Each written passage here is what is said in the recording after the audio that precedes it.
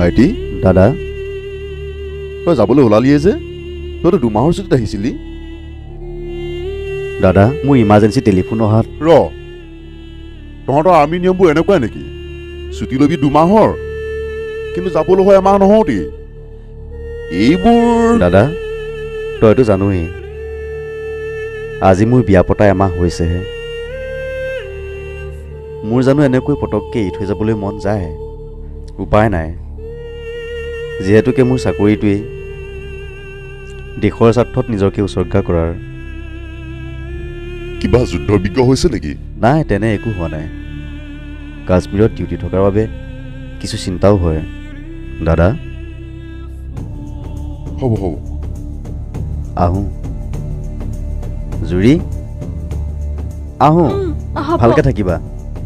মই ফোন কৰি থাকিম নহয় চিন্তা নকৰিবা ভিনদেউ পৰি আহিলা হয় ভিনদেউ ভালেই হ'ল তুমি কেইদিনমান বাইদেউৰ লগত থাকিবা হা হ'ব ভিনদেউ চিন্তা কৰিব নালাগে মই আছো নহয় দাদা যা গৈ যা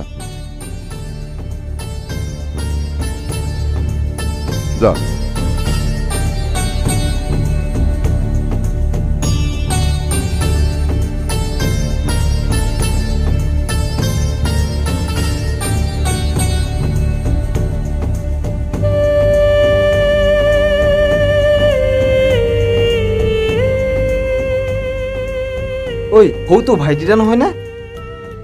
ভাইটিটা 2 মাহৰ ছুটীত অহা নাছিল জানো 2 মাহৰ ছুটীতে আহিছিল কিন্তু 2 মাহ হ'ল জানো নাই হোৱা ঐ কথা এটা চিন্তা কৰিছনে নাই আমাৰ এতিয়া বহু দিনলৈকে ৰম খোৱা মুদা মৰিল বুজিছ এইবাৰ আহিলে তাক 3 কাৰ্টন মান ৰম লৈ আহিবলৈ তহঁত দুটা ক'ত যাও তোৰ ওচৰলৈকে আহিছিলো আকৌ ভালেই কৰিলি দে এই আৰু তহঁতে আগবঢ়াই দে বল ইয়াতে দিছিস দে ইয়াতে হ'ব দে চিন্তা নকৰিবি বল ইয়াক থৈ আহোঁ বল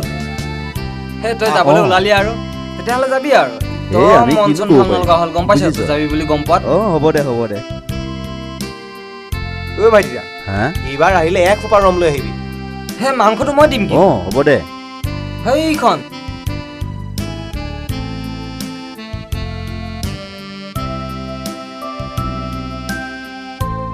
সেইখন গাড়ী আহিলেই সৌখন আহিলেই মই যাওঁ তহঁতে ভালকৈ ৰখা যাব যাবিনে নাই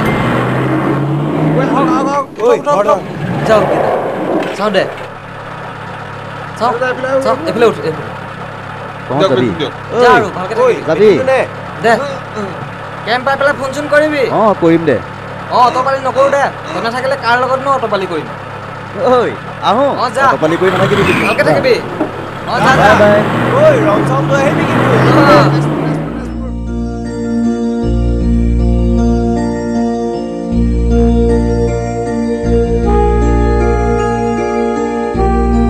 দুবছৰৰ পিছত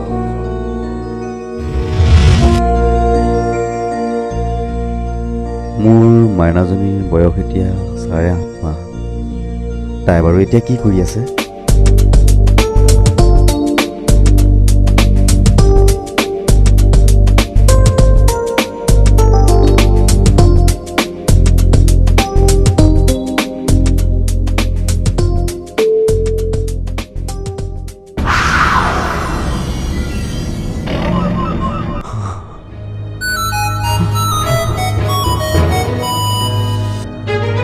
হেল্ল' ভাইটি মাইনাজনী বৰ কি তই যিমান পাৰ সোনকালে অহাৰ ব্যৱস্থা কৰ চাওঁ জুই দেচোন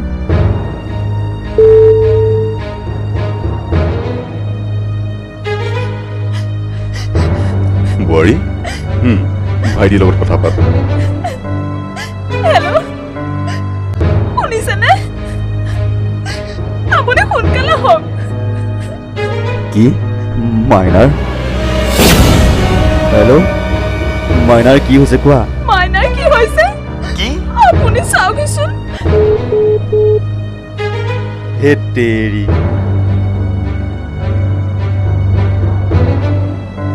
নেটৱৰ্কে কাটা গ'ল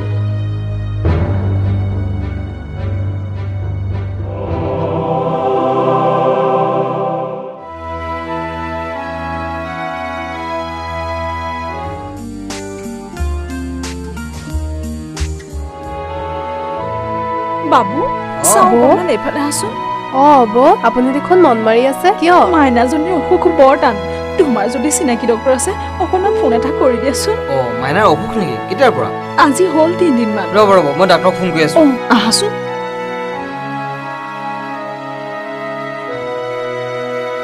আজি বিহু প্ৰগ্ৰাম মোৰ চেজ বল বল বল এইবিলাকে যে কি জেমেলা কৰি থাকে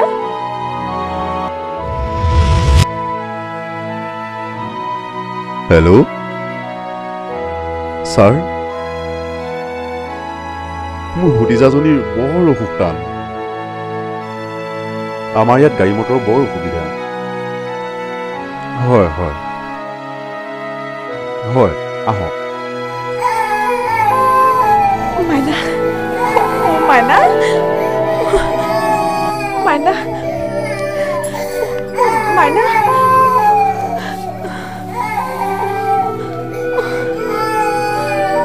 ছাৰ ঘনাই ঘনাই জ্বৰ হৈছে বমি হৈছে জিভাখনত ঘাও উঠিছে তাই গাখীৰে খাব পৰা নাই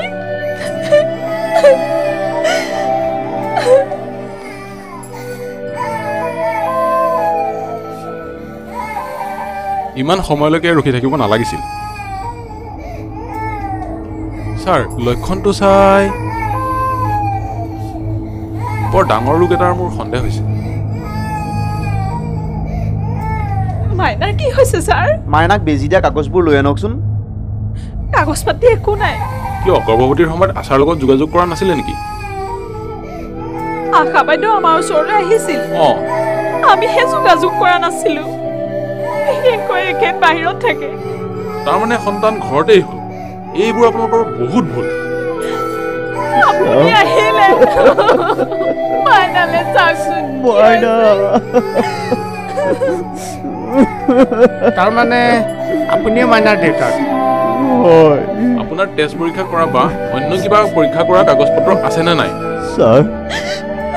আনক আনক সোনকালে আনক একো লুকুৱাই নাৰাখিব নহ'লে আমাৰ একো কৰিব পৰা উপায় নাথাকিব বৰুৱা পেচেণ্টটো আকৌ এবাৰ চাই নেকি তাকে মই ভাবিছো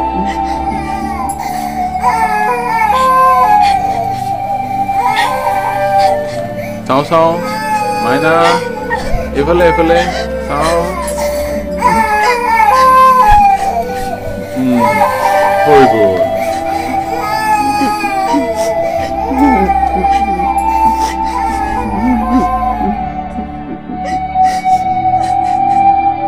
আপোনাৰ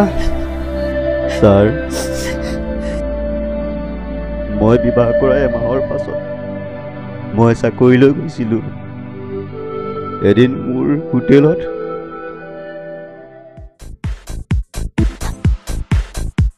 চাওঁ বৰা বহীখন উলিয়াওকচোন চাওঁ ৰ'ব ময়ো বহীখন বিচাৰিয়ে আছো ভাইটি বহীখন ক'ত আছে চাচোন বহক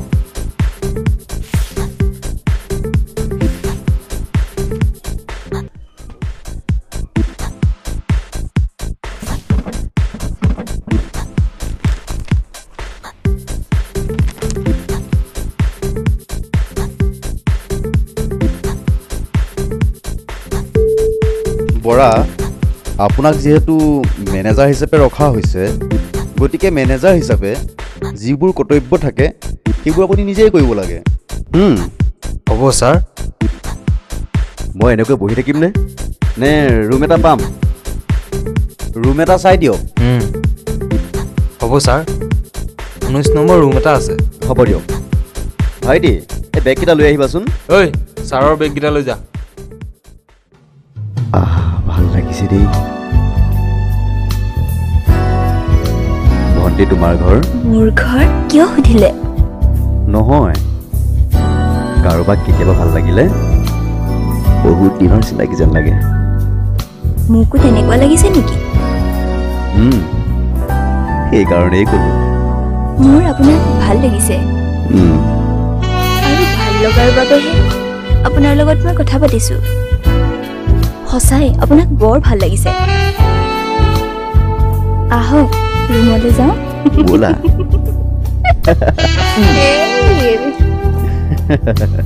একো নহয় দিয়া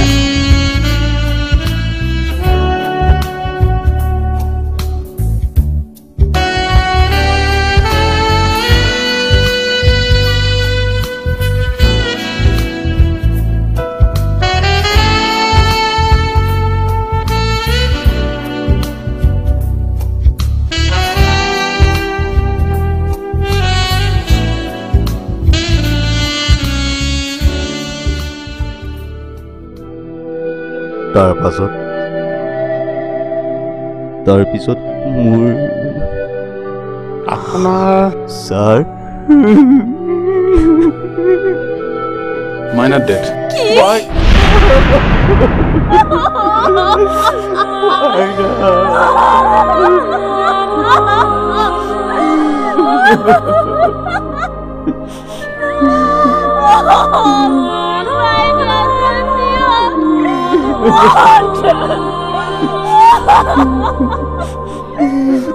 আপুনি মোক কিয় বিয়া পাতিছিলে ইমান লম্ব চৰিত্ৰৰ মানুহজন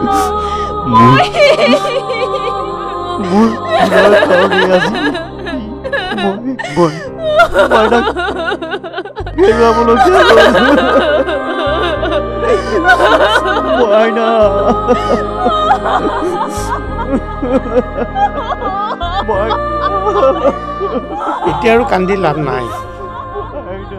ইহঁতৰ এইচ হৈছে ঐ এইটো এইচৰে লক্ষণ এইটো বৰ বেয়া বেমাৰ বুজিছ ব'ল আমি যাওঁ চাওঁ ঘূৰি আহাচোন ক'লৈ যোৱা অলপ কথাবিলাক জানি লচোন আচলতে একো ডাঙৰ অসুখ হোৱা নাই শুনক এওঁ কি হৈছে আচলতে আমি ক'বলৈ নোৱাৰোঁ কিন্তু তথাপি কথাখিনি ক'বলৈ মই বাধ্য হৈছোঁ যিহেতু আপোনালোকে গম পালেই এইটো কোৱা হয় HIV হিউমেন ইমিউনো ডিফিচিয়েঞ্চি ভাইৰাছ এবিধ সূক্ষ্ম জীৱাণু যিবিলাকে মানুহৰ শৰীৰত প্ৰৱেশ কৰি তেজত থকা চেতকণিকাবিলাক হ্ৰাস কৰে নাইবা ধ্বংস কৰে তাৰ ফলত মানুহৰ শৰীৰত থকা ৰোগ প্ৰতিকাৰৰ ক্ষমতা হেৰাই যায় এই বীজাণুৱে হৈছে এইচৰ সৃষ্টি কৰাৰ মূল বীজাণু এইচ কি ৱাৰ্ড ইমিউনো ডেফিচিয়েঞ্চি চিনড্ৰোম হৈছে কিছুমান বেমাৰৰ লক্ষণৰ সমষ্টি অৰ্থাৎ HIV সংক্ৰমণৰ ফলত যেতিয়া শৰীৰৰ ৰোগ প্ৰতিৰোধৰ ক্ষমতা হ্ৰাস পায় আৰু কেতিয়াবা একেবাৰে নাইকিয়া হৈ পৰে তেতিয়াই মানুহৰ শৰীৰত যিকোনো বেমাৰে আক্ৰমণ কৰে আৰু ইয়াৰ ফলত শৰীৰত বিভিন্ন ৰোগে আক্ৰমণ কৰিব পাৰে শৰীৰৰ এই অৱস্থাটোকেই এইচ বুলি কোৱা হয় তেনেহ'লেতো এইচ আমাৰো হ'ব পাৰে নাই তেনেধৰণৰ চিন্তা কৰিব নালাগে এইচ কেনেদৰে নিবিয়পে মই কৈছো শুনক HIV আক্ৰান্ত ব্যক্তিক স্পৰ্শ কৰিলে আলিংগন কৰিলে বা কৰ্মদন কৰিলে ই নিবিয়পে আৰু একে খোৱা পাত্ৰত খালেও বা শৌচাগাৰ টেলিফোন ব্যৱহাৰ কৰিলে বা একে পুখুৰীত গা ধুলেও ই নিবিয়পে একেখন গাঁৱতে হওক বা একেখন ঘৰতে HIV ব্যক্তি থাকিলেও HIV সংক্ৰমিত নহয়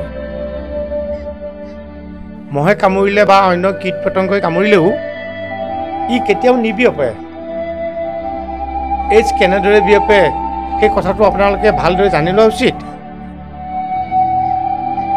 HIV আক্ৰান্ত ব্যক্তিৰ লগত যৌন সম্পৰ্ক কৰিলে সেই ব্যক্তিৰো HIV বিয়পিব পাৰে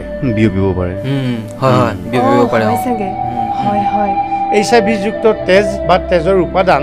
বা অংগৰ প্ৰত্যাৰোপণ কৰিলেও মানুহৰ HIV হ'ব পাৰে HIV আক্ৰান্ত ব্যক্তিৰ লগত ব্যৱহাৰ কৰা বেজী ল'লেও মানুহৰ HIV হ'ব পাৰে HIV আক্ৰান্ত মাতৃৰ পৰা তেওঁৰ নৱজাত শিশুলৈও গৰ্ভত থকা কালচোৱাত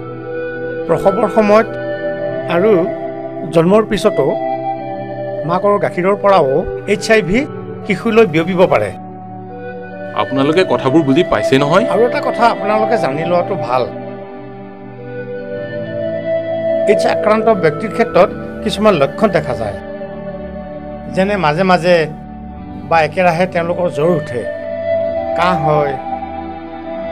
খাদ্য গ্ৰহণ কৰোঁতে খাদ্যনলীত তেওঁলোকৰ কষ্ট হয়।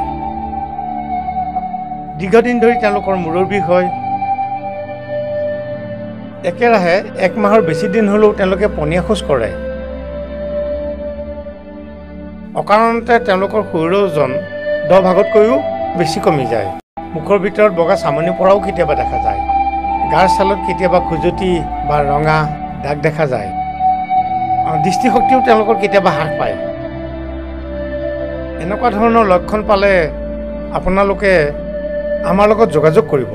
ইয়াক কেনেধৰণে প্ৰতিৰোধ কৰিব পাৰি কওকচোন ছাৰ। আপুনি ভাল প্ৰশ্ন কৰিছে। বিবাহৰ পূৰ্বে যৌন সম্পৰ্কত লিপ্ত হ'ব নাপায়। মাত্ৰ এজন বা এজনী বিশ্বাসযোগ্য সংগীৰ লগতহে যৌন সম্পৰ্ক ৰাখিব লাগে। HIV মুক্ত নিৰাপদ তেজহে গ্ৰহণ কৰিব লাগে। অসুৰক্ষিত অচিনাকি ব্যক্তিৰ লগত যৌন সংগমৰ সময়ত কণ্ডম ব্যৱহাৰ কৰিব লাগে। HIV সংক্ৰমিত মহিলাই গৰ্ভধাৰণ কৰাৰ পূৰ্বে চিকিৎসকৰ পৰামৰ্শ গ্ৰহণ কৰিব লাগে। এনেদৰেও AIDS প্ৰতিৰোধ কৰিব পাৰি।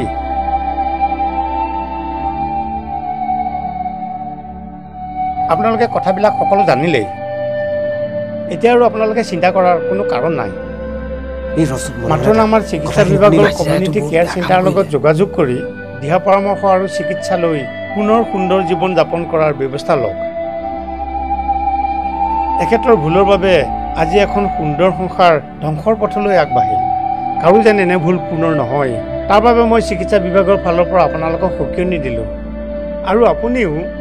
আপোনালোকৰ সাংসাৰিক জীৱনত প্ৰতিটো পদক্ষেপতে সহায় সহযোগ আগবঢ়াই তেখেতে যাতে পুনৰ তেনেকুৱা ভুলৰ কাৰণে আগবাঢ়িব নোৱাৰে তাৰ বাবে আপুনি প্ৰচেষ্টা হাতত লওক। নিশ্চয়। জুৰি, মোক তুমি ক্ষমা কৰি দিয়া।